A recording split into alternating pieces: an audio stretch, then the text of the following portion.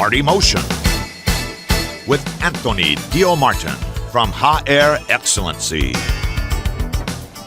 Smart listeners, tahu nggak sih bahwa Steve Jobs gitu ya, seseorang yang sangat populer di dunia, mengatakan bahwa dunia ini digerakkan oleh sebuah cerita. Jadi banyak tokoh bisnis yang memang menggunakan cerita sebagai penyampai pesan yang unik gitu ya. Tidak hanya mungkin di depan umum, tapi juga secara bisnis ini bisa digunakan dengan menarik.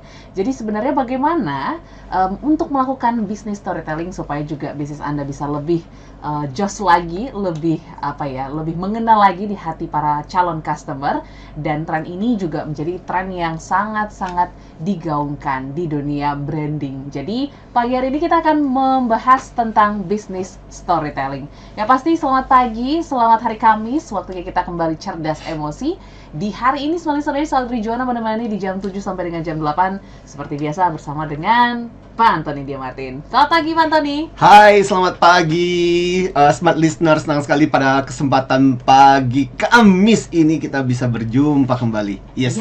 So, salam antusias dari saya. Semoga Kamis pagi ini berarti udah full aktif kembali ke kegiatan di kantor. Mudah-mudahan tetap semangat, tetap ceria. Dan jangan lupa tetap antusias. Tetap antusias. Yes, betul. Ya dong, apalagi antusias untuk belajar hal-hal baru Pak Anthony ya. Benar. Kalau kita ngomongin bisnis storytelling, mungkin beberapa sudah ada yang mulai aware dengan hal ini. Tapi masih banyak nih ya para pebisnis di luar sana, pebisnis-pebisnis yang cerdas emosi ini yang mendengarkan kita pagi hari ini, mungkin masih belum aware terkait dengan bisnis storytelling gitu ya. So mungkin Pak Anthony boleh buka dulu. Kenapa sih kita angkat topik ini? Apakah ini menjadi isu yang cukup penting juga untuk berbisnis atau seperti apa? Ya, jadi kalau kita bicara tentang bisnis storytelling, Smart listener, sekarang ini lagi menjadi tren banget di dunia bisnis, di mana mulai menggabungkan antara yang namanya storytelling dengan bisnis. Makanya muncul istilah bisnis storytelling.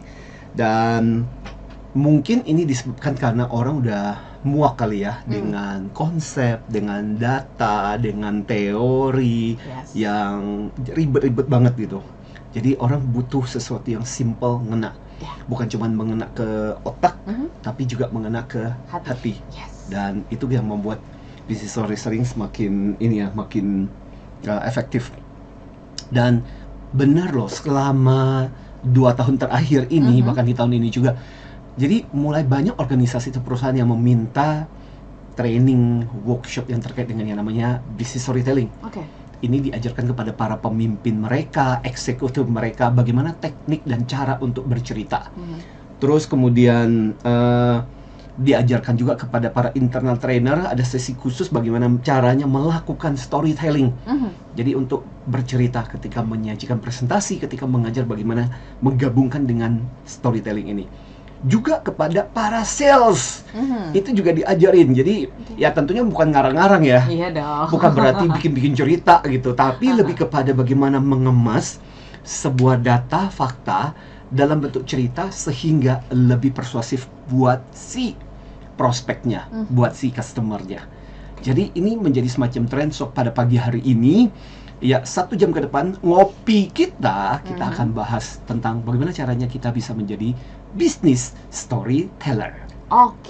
Menarik ya, bahwa memang kalau Pak Anthony cerita tadi perkembangannya cukup pesat ya. 2 tahun belakangan ini. So harusnya kita buka juga dengan storytelling yang menarik gitu ya. Perbincangan pagi hari ini. Apakah ada cerita yang mungkin bisa menggambarkan kita tentang topik hari ini? Silakan Pak Anthony.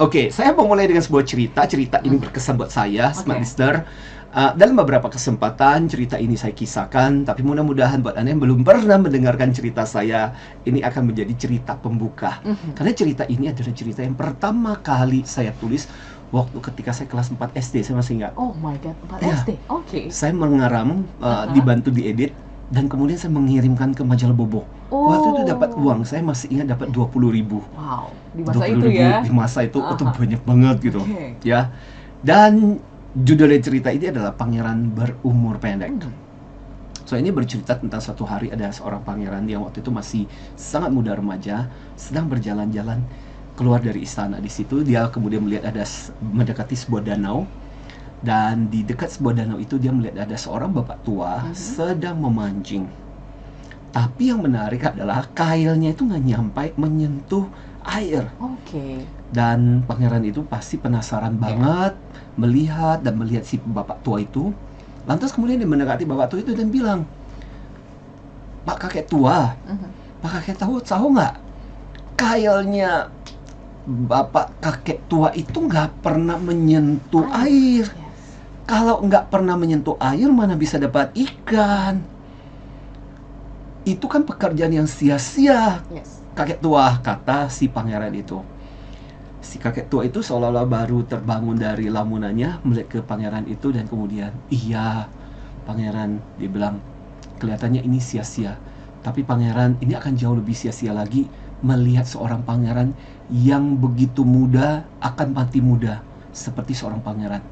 Si pangeran itu bingung, bertanya kepada kakek itu, maksud kakek apa? Ya, kata si kakek tua itu, saya melihat, karena saya bisa melihat masa depan, saya melihat bahwa pangeran usianya tidak akan panjang. Terus akhirnya si pangeran itu penasaran, kemudian sedih dong. Dia kemudian bertanya, kalau begitu kek, adakah cara, gimana caranya supaya saya bisa berusia panjang? Kakek itu bilang, ya udah gini aja, kamu keluarkan tangan kamu, jari kamu, saya akan menuliskan sesuatu di jari kamu, tapi kamu nggak boleh buka sampai kamu balik ke istana. Dan kemudian ya kakek itu kemudian menuliskan sesuatu, ya dituliskan sesuatu. Dia bilang, ini adalah sesuatu yang saya tulis, dan ini akan menjadi masa depan kamu. Karena kamu cuma ditakdirkan sebagai usia kamu hanya sekitar sampai 17 saja. Tapi dengan apa yang saya tulis di sini, nanti usiamu, kalau kamu bisa mengikuti apa yang saya katakan, maka kamu akan hidup lebih panjang. Si pangeran itu begitu itu ya, merasa sangat terbantu oleh si kakek tua itu. Kemudian akhirnya dia berlari pulang ke istana. Benar, sepanjang jalan dia sebenarnya udah penasaran, pengen buka, tapi dia menahan diri. Akhirnya sampai juga ke istana.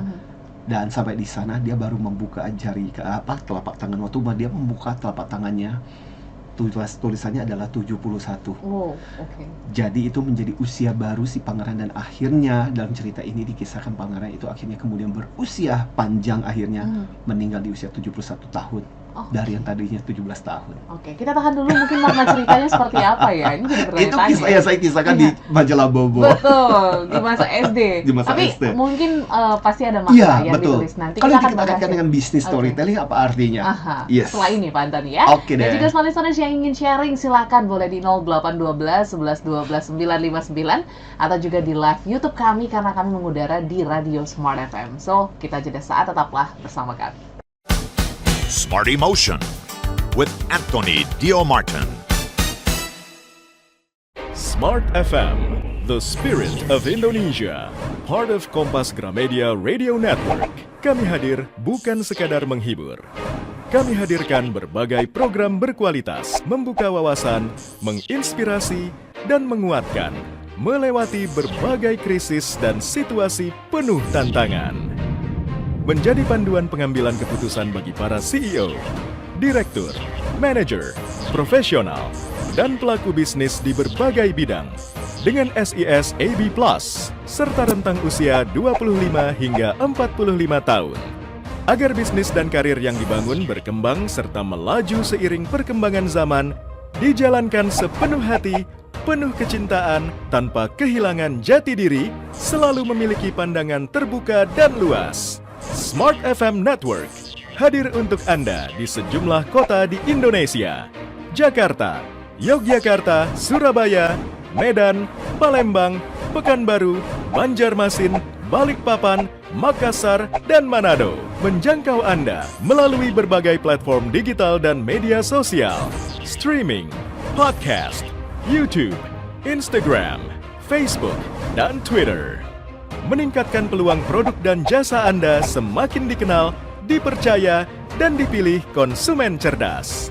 Dengan dukungan tim activation kami yang kreatif dan profesional, jaringan yang luas, serta kolaborasi dengan unit Kompas Group of Media lainnya, kami merupakan mitra yang tepat untuk membangun brand awareness produk Anda.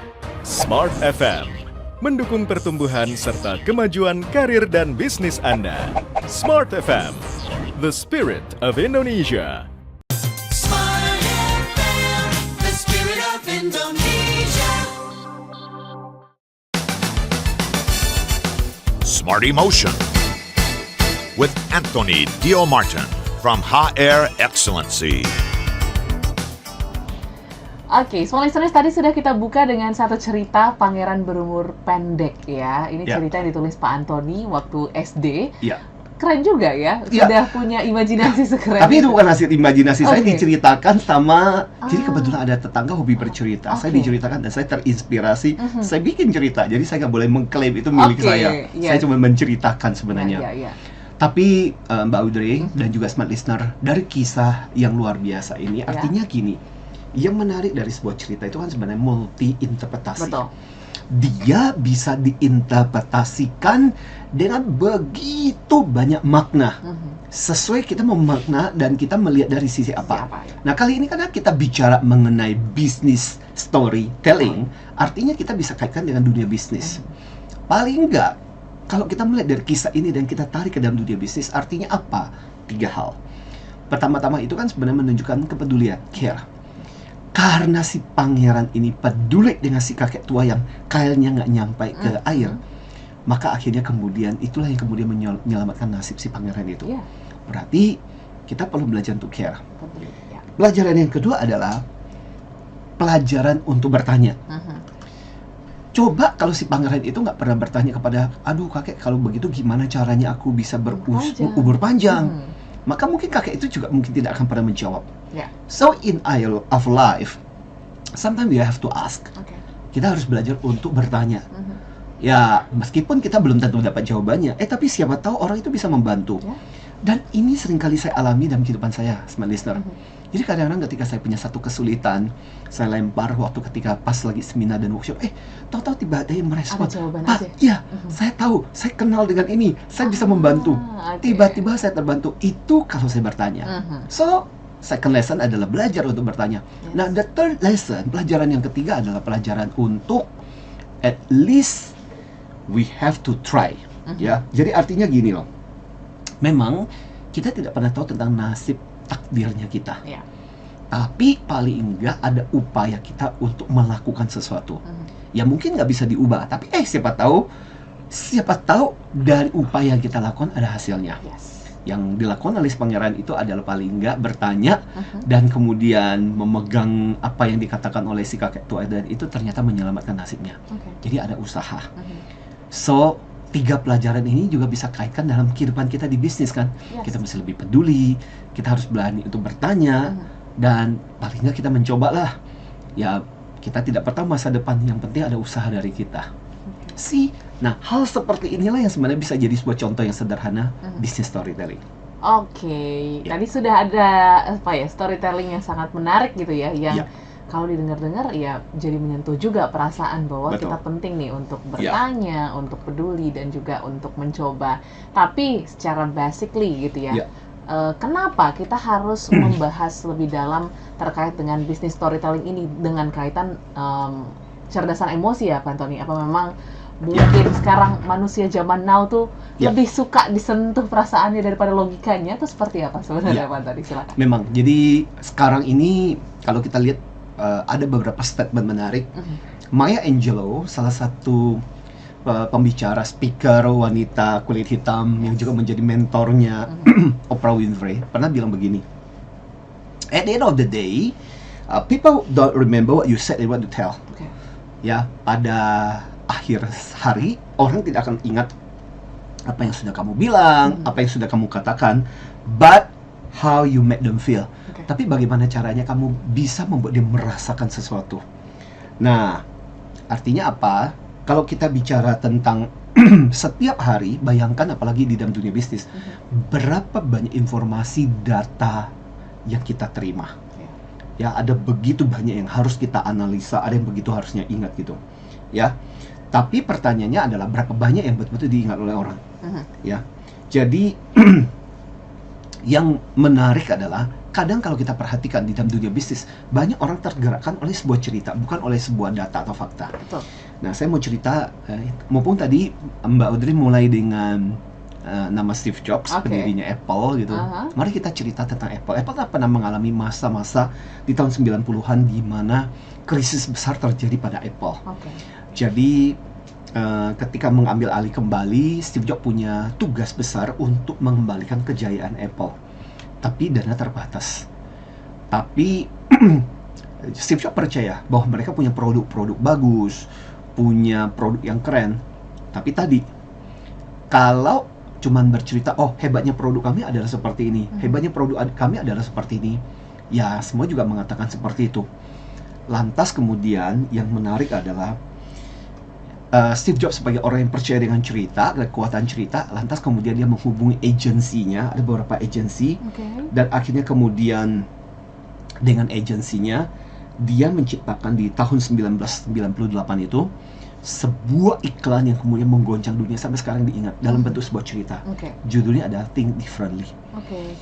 Jadi sepanjang iklan itu dia bercerita tentang orang-orang yang hebat.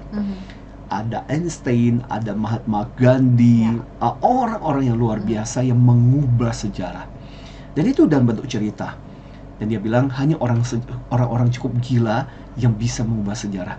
Dan dengan itu dia mau mengatakan bahwa produk kami adalah produk gila yang mau mengubah sejarah. Dan itu menjadi salah satu produk yang luar biasa. Ya, tidak dengan menceritakan speknya produk kami seperti ini loh. Oh, bagian-bagian penting dan produk kami seperti ini. Bukan.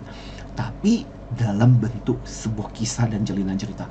Dan itu membuat iklannya begitu dikenang. Ya, dan itu berdampak luar biasa pada bisnisnya. Ini contoh. Jadi kita mengatakan kenapa bisnis storytelling itu penting, menjawab pertanyaannya Mbak Audrey. Ya. Dan ada emosi di dalamnya ya. Betul. Ya. Nah, ini kalau kita katakan juga karena ketika bicara tentang bisnis storytelling itu ada bukan cuma bicara data, fakta. Karena ada unsur emosi, karena waktu ketika kita mendengarkan sebuah cerita itu kan kita bisa merasa sedih lah, lucu lah, perasaan senang lah, happy gitu, gembira ketika mendengarkan. Kadang-kadang juga ada perasaan marah ketika kita mendengarkan sebuah kisah. Nah, ini yang sebenarnya paling menggerakkan gitu. Bahkan di kelas-kelas kalau kita ngajarin tentang para trainer, yang biasa kita lakukan itu, dan bulan-bulan 2 bulan lagi kita akan lakukan juga. Ya, jadi kita mengajarkan satu prinsip kepada para trainer, para pembicara, para presenter. Ada satu formula. Formula itu judulnya adalah informasi plus emosi hasilnya memori. Ya, jadi sebuah informasi kalau bisa kita balut dengan emosi, itulah hasilnya adalah memori. Jadi orang akan mengingat sebuah informasi yang dibalut dengan emosi. Jadi ketika kita menyampaikan sebuah data dan dibalut dengan hal-hal yang berhubungan emosi itu apa sih? Cerita, kisah, itu yang akan membuat orang mengingatnya. Hasilnya memori. Ini semakin menarik gitu ya. Karena kan kalau kita ngomongin bisnis, ya harus, mungkin banyak yang bilang ya harus pakai logika lah Pak Antoni, kalau nggak hitung-hitungannya mungkin nggak bakal dapat gitu ya. Atau orang kan membeli barang tuh pasti dipikirkan secara matang gitu ya. Nah, kenapa bisnis storytelling ini juga penting untuk ya tadi kan Pak Antoni bilang ada data justru lebih keren gitu. Kenapa harus mungkin di-combine atau apa yang mungkin bisa kita ubah point of view sebelumnya gitu ya? Iya, betul. Jadi tadi pertama seperti yang kita bilang, sebagai profesional kita harus akui, bayangkan berapa banyak data fakta yang kita terima setiap hari. Berapa banyak diagram, berapa banyak statistik yang mesti harus kita terjemahkan. Jadi itu yang pertama ya. Jadi betul-betul kita jenuh, betul-betul otak kita tuh panas dengan data-data seperti itu. Ya. Dan hal yang kedua yang jangan kita lupakan adalah cerita. Kisah itu sifatnya persuasif dan powerful. Ya. Dan bayangkan banyak contoh yang menarik. British Airways pernah menjadi sangat sukses di India dengan menceritakan tentang bagaimana mendongkrak itu dengan cara bercerita tentang ketika pulang ke rumah, bertemu dengan keluarga gitu, dan kemudian akhirnya bisa menjalin silaturahmi kembali setelah sekian lama gitu. Dan kita pasti juga pernah menonton beberapa iklan-iklan yang model seperti itu pada saat ketika Lebaran kemarin. Bisa pulang, bertemu dengan keluarga. Itu kan cerita-cerita yang luar biasa gitu. Dan itu lebih menggugah daripada bercerita tentang kita punya produk isinya begini, kontennya seperti ini. Ya, jadi cerita itu sifatnya lebih persuasif, lebih powerful. Dan yang menarik adalah cerita itu biasanya langsung masuk ke bawah sadar. Oke. Ya. Karena sekali lagi pada waktu ketika kita mendapatkan sebuah fakta atau informasi, biasanya bagian otak kritis kita itu langsung akan memfilter. Iya. Ini masuk akal nggak? Make sense nggak data seperti ini? Ini apakah benar sesuai dengan yang saya pernah baca, yang saya pernah ketahui? Dan biasanya kalau kita terima data fakta, kita akan bersikap kritis seperti itu. Oke. Tapi kalau kita mendengarkan sebuah cerita, kan kita nggak akan kritis dan mengatakan, pada zaman dahulu kala tuh dahulunya berapa Kapan kala sih? itu, kapan sih gitu.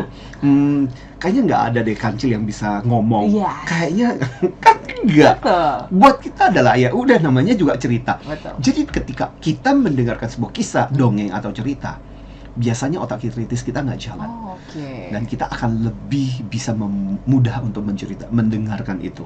Nah, ini salah satu kekuatan dari sebuah kisah.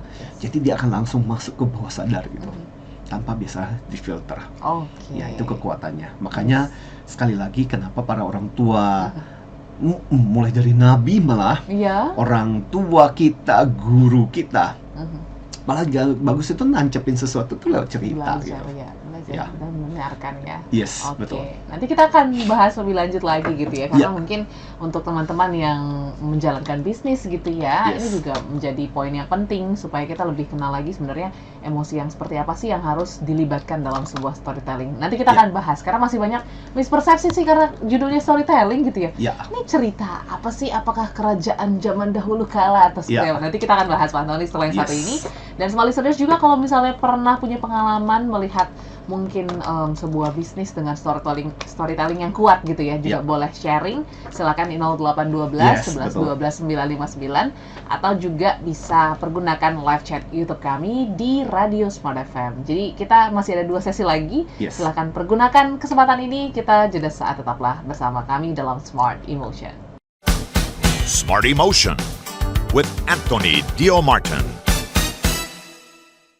Smart FM, the spirit of Indonesia, part of Kompas Gramedia Radio Network. Kami hadir bukan sekadar menghibur. Kami hadirkan berbagai program berkualitas, membuka wawasan, menginspirasi, dan menguatkan, melewati berbagai krisis dan situasi penuh tantangan. Menjadi panduan pengambilan keputusan bagi para CEO, direktur, manajer, profesional, dan pelaku bisnis di berbagai bidang dengan SIS AB+, serta rentang usia 25 hingga 45 tahun. Agar bisnis dan karir yang dibangun berkembang serta melaju seiring perkembangan zaman, dijalankan sepenuh hati, penuh kecintaan, tanpa kehilangan jati diri, selalu memiliki pandangan terbuka dan luas. Smart FM Network hadir untuk Anda di sejumlah kota di Indonesia: Jakarta, Yogyakarta, Surabaya, Medan, Palembang, Pekanbaru, Banjarmasin, Balikpapan, Makassar, dan Manado. Menjangkau Anda melalui berbagai platform digital dan media sosial, streaming, podcast, YouTube, Instagram, Facebook, dan Twitter. Meningkatkan peluang produk dan jasa Anda semakin dikenal, dipercaya, dan dipilih konsumen cerdas. Dengan dukungan tim activation kami yang kreatif dan profesional, jaringan yang luas, serta kolaborasi dengan unit Kompas Group of Media lainnya, kami merupakan mitra yang tepat untuk membangun brand awareness produk Anda. Smart FM mendukung pertumbuhan serta kemajuan karir dan bisnis Anda. Smart FM, the spirit of Indonesia. Smart FM, the spirit of Indonesia. Smart Emotion with Anthony Dio Martin from HR Excellency. Kembali Smart Listeners dalam Smart Emotion. Pagi hari ini kita banyak mendengar cerita gitu ya, dan dimana cerita-cerita yang disampaikan hari ini semoga bisa menjadi inspirasi untuk Anda juga bercerita dari sisi bisnis seperti itu. Karena banyak ya, sekarang kalau kita lihat juga memang iklan-iklan di televisi, Ya.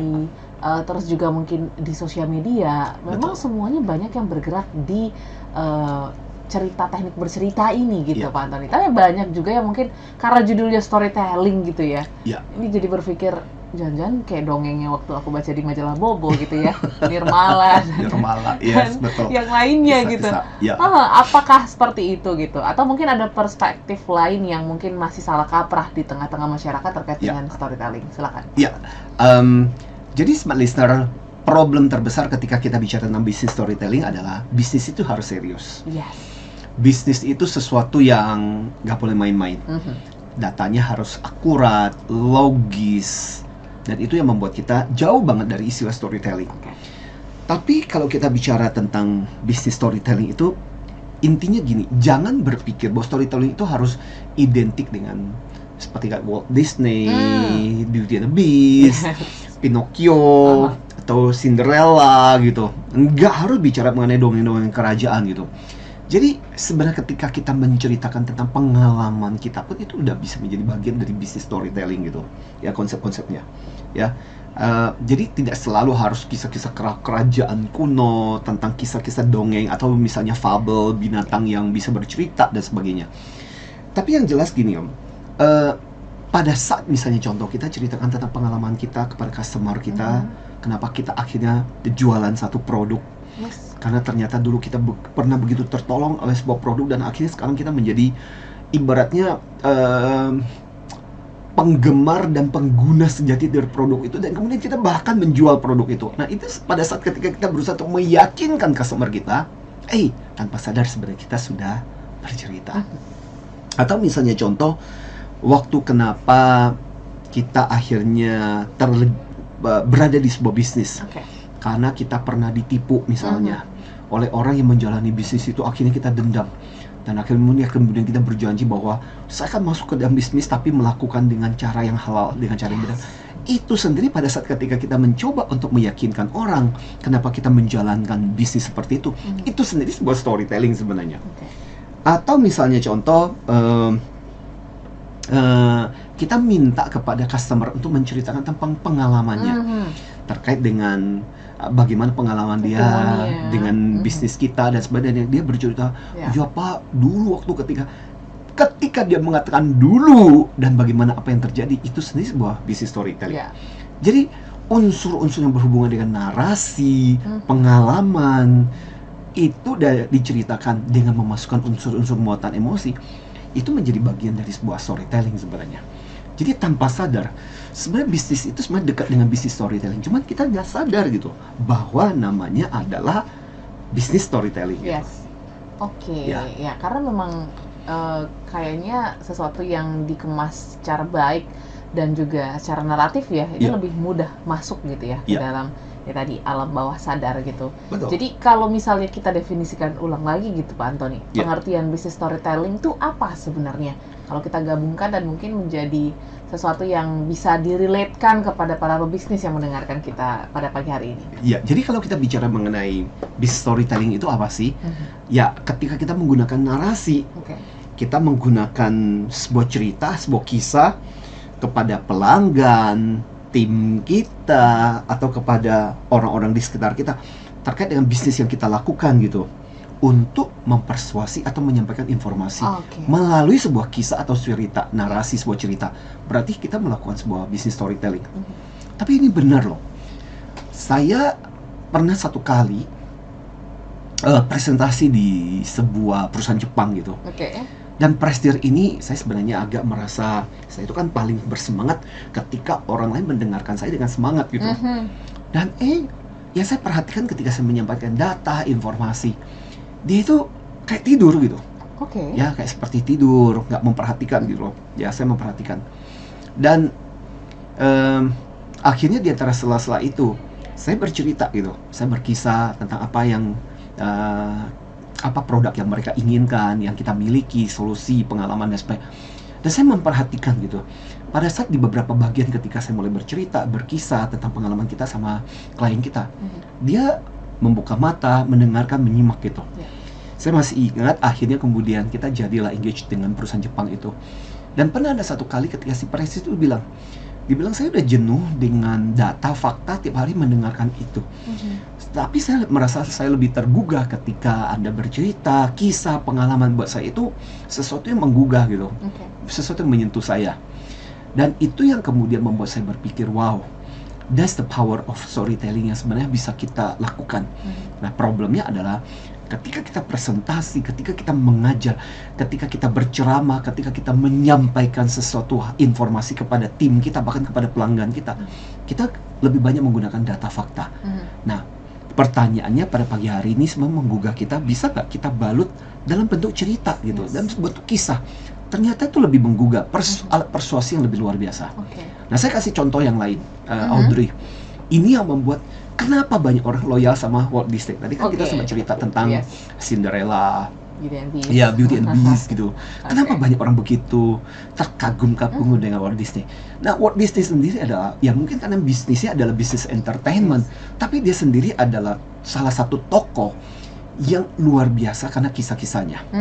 Nah, diceritakan kan kalau kita tahu tentang Disneyland, Audrey, salah satu yang orang tunggu-tunggu kalau pergi ke Disneyland adalah nunggu sampai sore dan malam, Yes. karena disitulah parade Betul. muncul. Kembang api Dan, lah. wah, setiap hari pasti ada parade. Yes. Paradenya, wah itu Meriah banget ya. paradenya, boh gila itu luar biasa banget gitu. Dan itu yang ditunggu-tunggu gitu. Iya. Dan itu mahal. Ya. Jadi ceritanya begini. Pernah satu kali ceritanya waktu ketika itu Walt Disney masih hidup, dan itu dilaporkan oleh bagian keuangan accounting. Bapak tahu gak sih, setiap kali kita melakukan parade itu, dana pada waktu itu nyaris menghabiskan 1 juta kalau rupiahkan lah ya, kurang lebih hampir sekitar 100 rupiah lebih, 100 juta rupiah lebih gitu. Ya, bayangkan nilainya itu kan gede banget gitu.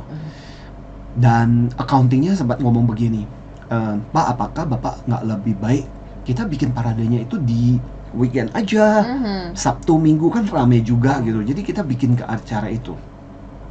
Yang luar biasa adalah Walt Disney bersikeras, karena dia tahu, dia bilang gini, nggak setiap orang bisa datang di weekend. Yes. Kadang ada orang yang datangnya cuma bisanya di hari Yeah. Senin, ada hari Selasa, dan ini adalah bagian terbaik dari apa yang bisa kita berikan. Dan dia bilang saya tahu kita akan butuh kas dari kita, harus merogoh kocek kita setiap hari untuk kegiatan itu. Tapi buat saya adalah itu worth it. Oke. Karena apa? Tugas kita adalah membuat orang bahagia. Wow. Dan itu salah satu kisah di seputar tentang brandnya Walt Disney yang membuat orang begitu terkagum-kagum. Bayangkan ya, ketika saya menceritakan ini aja membuat kita wow, hebat Kagum-kagum ya Walt Disney, hebat ya Disneyland gitu. Nah, bayangkan gitu loh, dalam bentuk cerita, atau daripada kita mengatakan, perusahaan Walt Disney adalah perusahaan yang komit, perusahaan yang meskipun rugi tetap berkomitmen kepada customer. Itu informasi seperti itu akan bakal lewat. Ya. Tapi ketika ada dalam bentuk cerita, itu akan lebih memotivasi. Nah, itu hebatnya sebuah kekuatan cerita. Yes.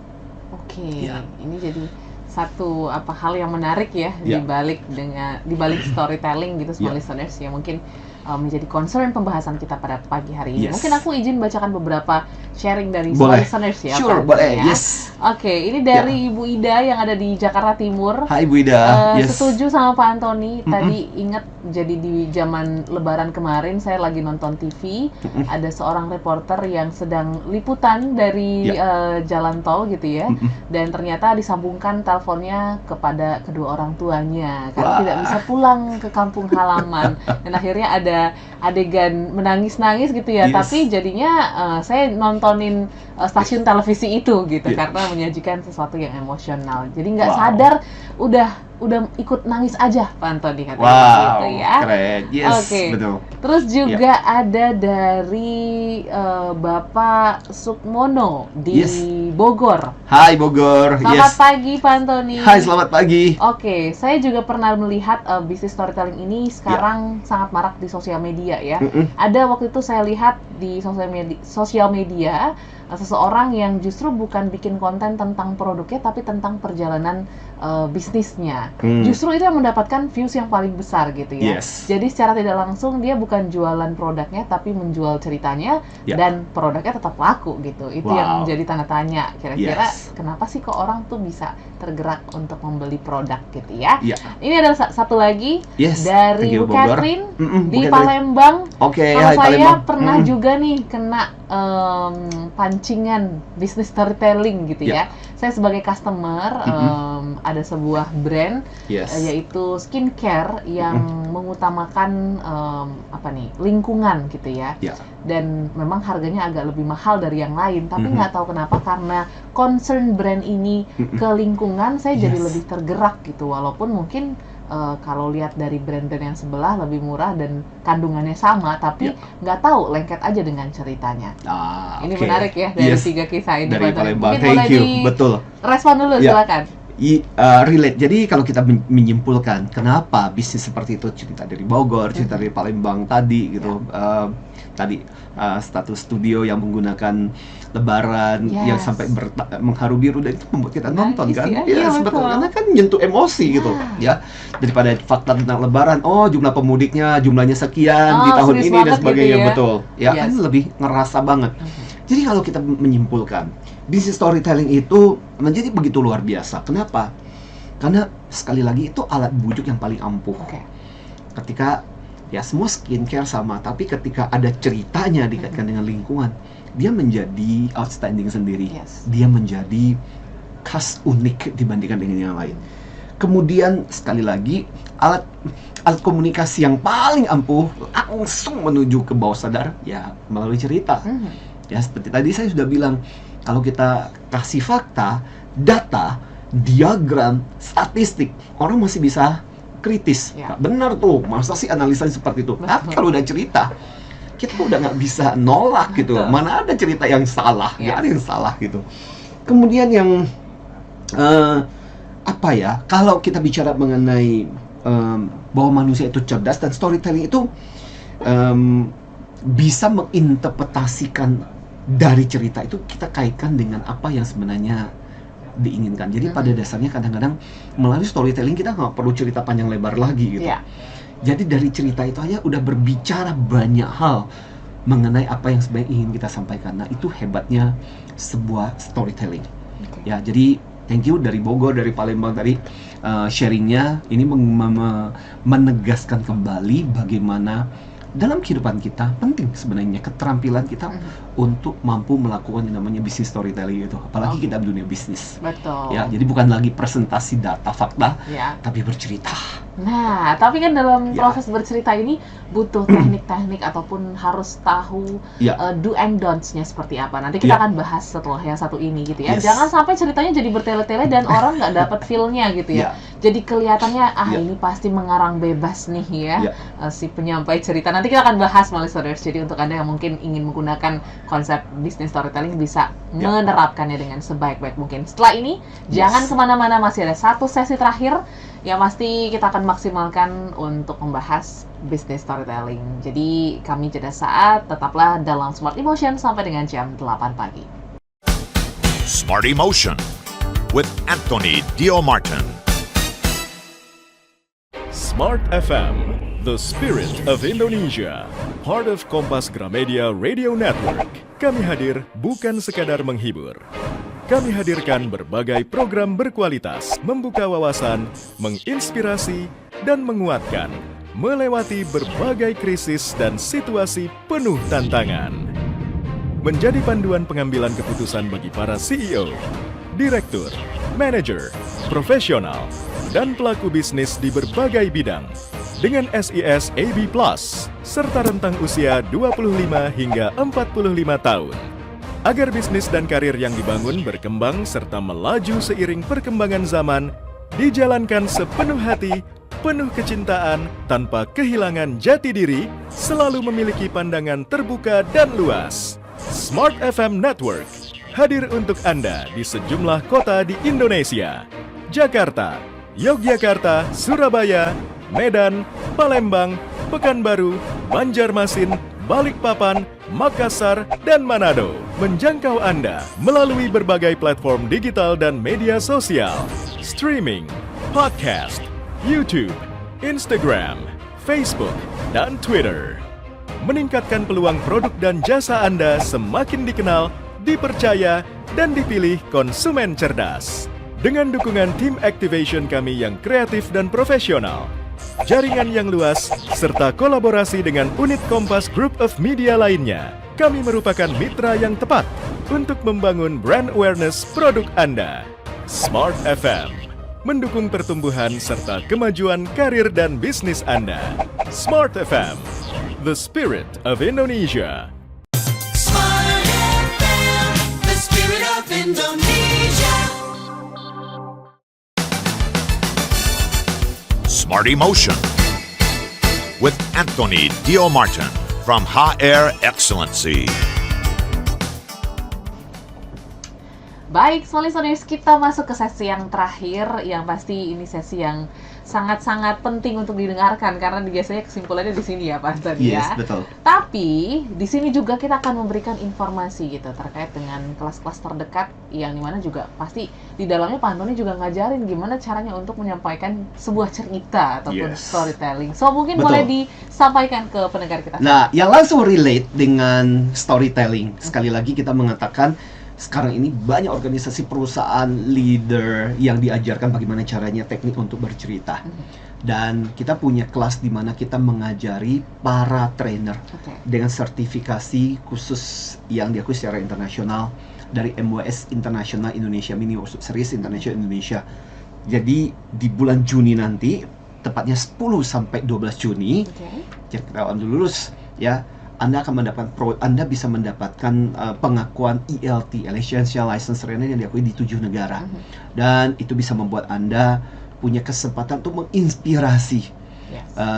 membuat ilmu pengetahuan Anda bisa dijual, menjadi hidup Anda itu sebagai sebuah warisan. Dan itu sebenarnya menjadi cita-cita saya sejak ketika saya lulus. Oke. Saya masih ingat saya pernah ikut camping, Aha. di mana camping seminggu itu menuliskan apa sih cita-cita, keinginan, impian. Dan awalnya saya nulis panjang banget, sampai di hari terakhir saya cuma nulis satu hal. Saya ingin menginspirasi. Wow. Dan ya saya merasa bahwa saya, kalaupun saya meninggal hari ini dan kemudian nanti boleh hidup lagi for the next life, mau pekerjaan apa, aku pikir aku akan menjalani hidup sebagai seorang trainer gitu, motivator gitu. Apa yang saya lakukan ini, siaran di Smart FM gitu. Oke, yes, of course. Jadi, nah, Anda pingin nggak menjadi seorang pembicara trainer, ya, dapat teman banyak, bisa berkunjung ke banyak tempat. Iya. Besok aja ini saya jalan-jalan punya kesempatan minggu ini pun saya jalan-jalan kesempatan ke Batam Wow, gitu, ya. oke. Jadi, mau nggak seperti itu? Kalau Anda mau, Anda harus ikut dalam program ini. Ya. ELT, Essential License Training, Great Trainer in Action, Mhm. ya, 3 hari plus ujian 1 hari, Oke. ya. Jadi dalam pembelajaran ini akan belajar banyak, termasuk business storytelling ini. Ya, itu program kita di tanggal 10 sampai 12 Juni.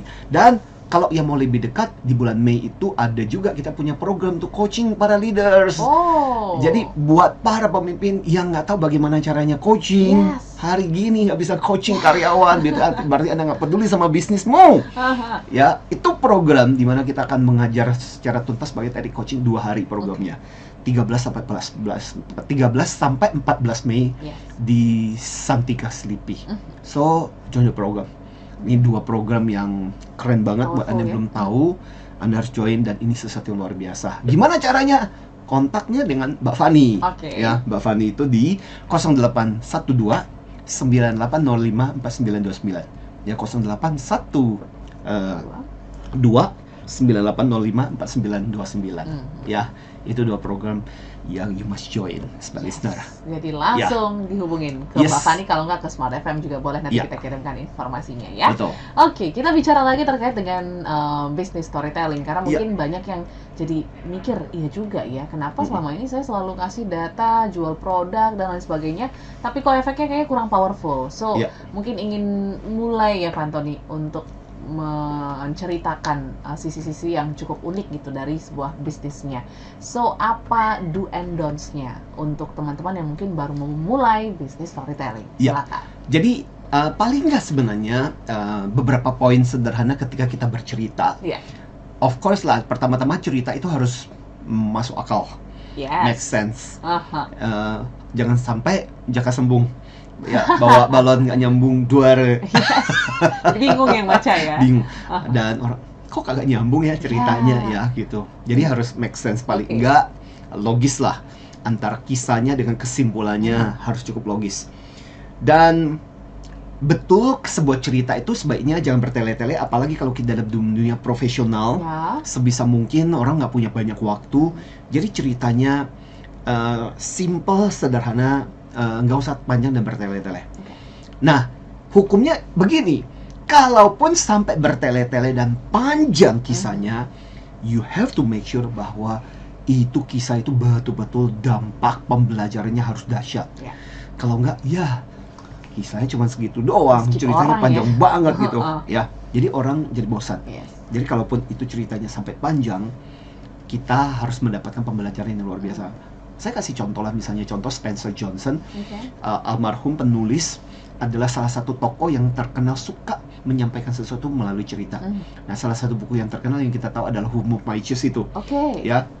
Nah, kan dia itu buku panjang bercerita tentang dua kurcaci dan dua ekor tikus, ya, yang hidup di dalam labirin. Itu kan ceritanya panjang, Ya. tapi memang dampaknya juga dahsyat gitu. Jadi kalau pastikan ketika cerita kita panjang nih, ya, hasilnya atau yang mau disampaikan itu juga harus dahsyat. Tapi ya memang sebisa mungkin jangan bertele-tele. Sesuatu kalau bisa disampaikan dengan simple, singkat, nggak usah bertele-tele. Kenapa harus jadi bertele-tele gitu, ya?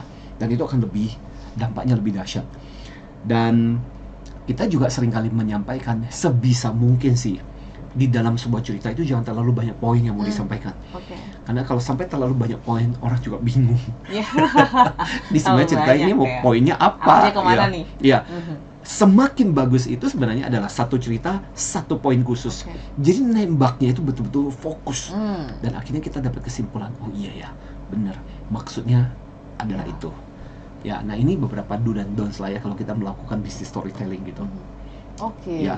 Dan ini yang mungkin bisa Anda mulai ya, small listeners ya, dengan mungkin dari sosial media gitu ya, nggak harus iklan yang besar-besar di billboard ataupun di koran ataupun di TV gitu ya. Yes, Tapi betul. bisa manfaatkan platform-platform yang ada. Betul. Gitu ya. Ya. So, mungkin quick tips juga nih ya untuk Ya. teman-teman yang ingin menerapkan hal ini Ya. supaya benar-benar bisa menjadi business storyteller yang sukses, Pak Anthony. Ya. Kira-kira apa nih yang bisa disampaikan ke small listeners? Oke, Silakan. so ada beberapa tips pada kesempatan pagi hari ini, smart listener, buat Anda yang merasa, Pak, saya tuh bukan pencerita, Ya. saya jarang bercerita. Saya biasanya kalau presentasi, ngajar, ceramah atau menyampaikan sesuatu, ya udah datanya, fakta-faktanya kayak begini. Betul. Dan saya berharap orang bisa mengerti informasi yang saya sampaikan. Nah, kalau Anda termasuk orang yang tipenya seperti itu terus, well, maybe saatnya buat Anda untuk mengubah sedikit kebiasaan lah. Ya. Coba deh mulai memasukkan storytelling ini dalam next ketika Anda melakukan presentasi. Kaitkan dengan sebuah pengalaman yang Anda alami. Ya, coba lihat respon orang. Karena biasanya gini, semakin kita mendapatkan feedback yang positif dari apa yang kita kerjakan, semakin kita akan melakukan. Nah, lain kali, di lain kesempatan ketika Anda punya kesempatan presentasi, mengajar atau menyampaikan sesuatu, ketika Anda memasukkan unsur story di situ, coba lihat respon orang. Nah, apakah lebih baik, apakah lebih menyenangkan, ya? Kalau ternyata menyenangkan, berarti apa? It works. Ya. Nah, besok-besok cari lagi apa kisah yang bisa dimasukkan. Terus yang ingin saya katakan adalah jangan harap waktu ketika pertama kali kita cerita langsung akan lancar, langsung akan bagus, langsung akan terinspirasi, orang sampai nangis Bombay, nggak kayak gitu kali ya. Ya. Biasanya bahkan seorang pembicara sekalipun, trainer sekalipun, Anda tahu ya, mungkin gila ya, dia menyampaikan dengan begitu luar biasa. Anda nggak tahu, dia udah nyampaikan cerita itu berapa ribu kali gitu. Yes. Udah hafal ya. Udah hafal gitu. Ya mau tidur aja dia bisa hafal dengan cerita itu. Jadi udah berkali-kali. Jadi jangan langsung harus ketika bercerita langsung harus keren. Ya. Dan biasanya itu cerita itu kayak seperti ya batu yang diasah, dipoles lagi sampai berkilap. cerita juga seperti itu. Kadang sekali kita cerita kok dampaknya kayak begini ya. Kurang ya. Mungkin ada kalimat-kalimat yang harus Yes. saya tambahkan, penekanan yang saya tambahkan, dan itu dampaknya bisa berbeda-beda. That's how kita membuat cerita kita menjadi semakin bagus. Ya. Dan bisa dimulai dengan kita ngumpulin cerita sebenarnya. Oke. Ya, jadi kolektor cerita. Ya. Dengan cara yaitu ketika kita biasa kan di WA ada grup, kadang kita dikiriman cerita, cerita ini bagus banget, jangan cuma dibaca habis itu kemudian dilupain Oke. atau dibiarin. Yes. Dan kita berpikir nanti saya pakai cerita, kadang-kadang kita suka lupa.